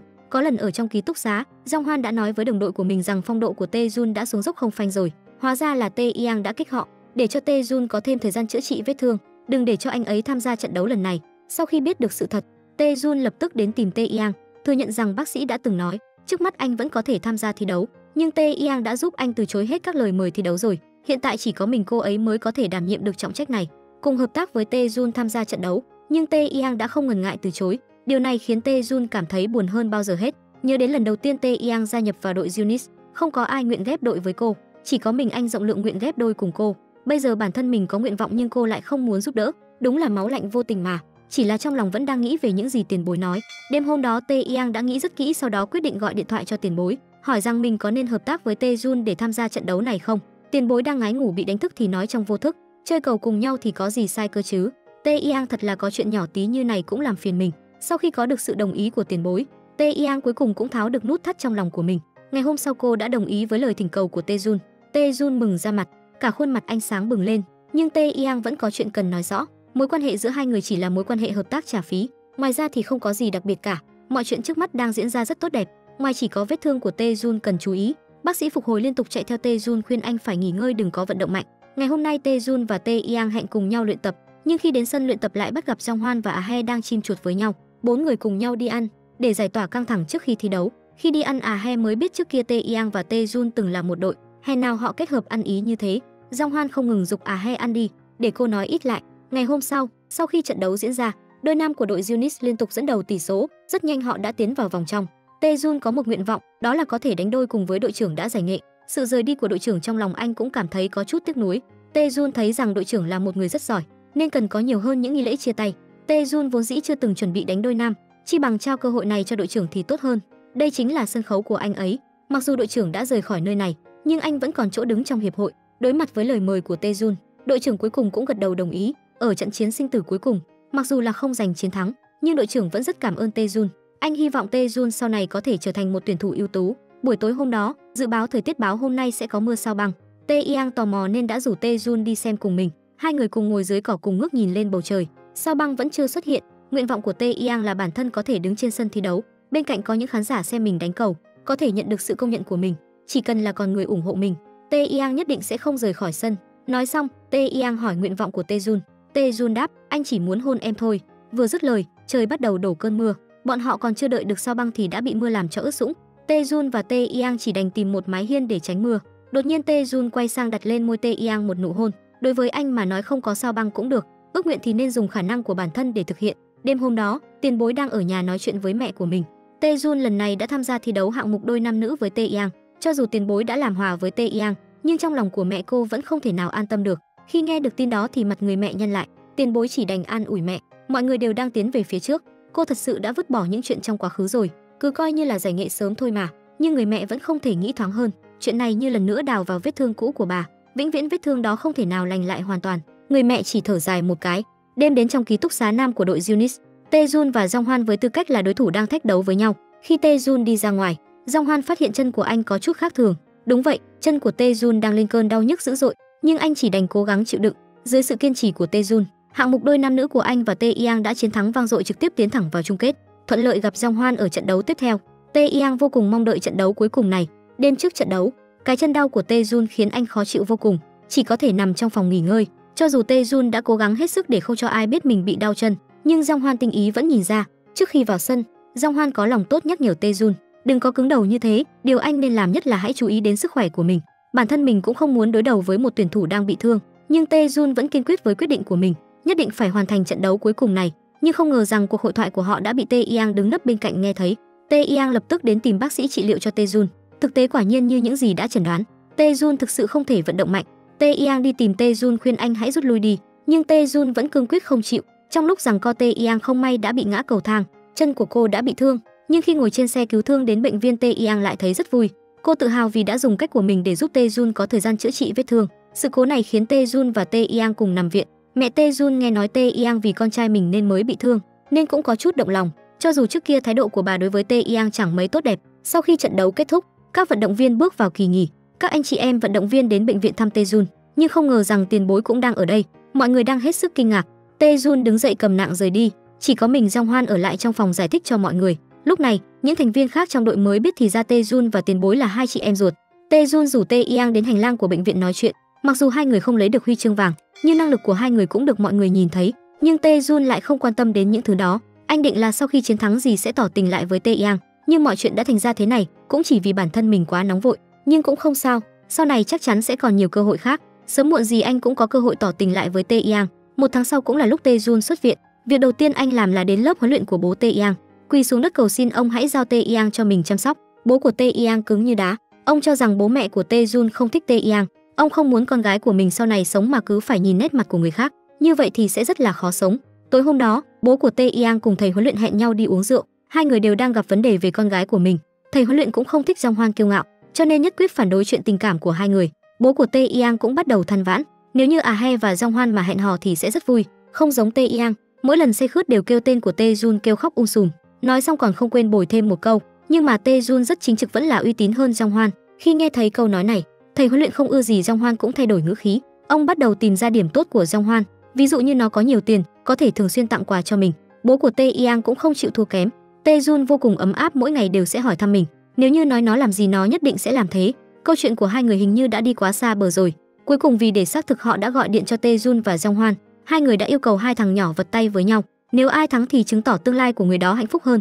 Tuy nhiên đang lúc cao trào thì Tae-yang kéo bố mình về nhà. Lúc này Tae-jun cảm thấy rất vui. Chuyện tối nay với bố vợ tương lai của mình khiến anh càng yên tâm hơn.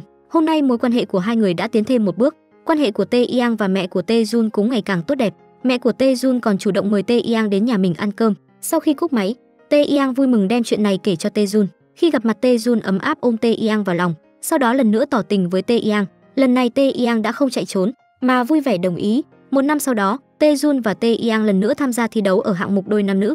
Cũng giống như năm ngoái, đối thủ của họ lại là Ah-hae và Jong Hwan. Ở khán đài có rất nhiều anh em đồng nghiệp và bố mẹ hai bên đang cổ vũ bọn họ.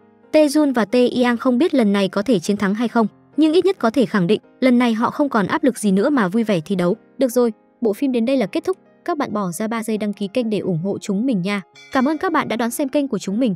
Hẹn gặp lại mọi người trong bộ phim tiếp theo. Tập hôm nay đến đây là hết mất rồi. Cảm ơn các bạn đã theo dõi. Còn giờ thì xin chào và hẹn gặp lại.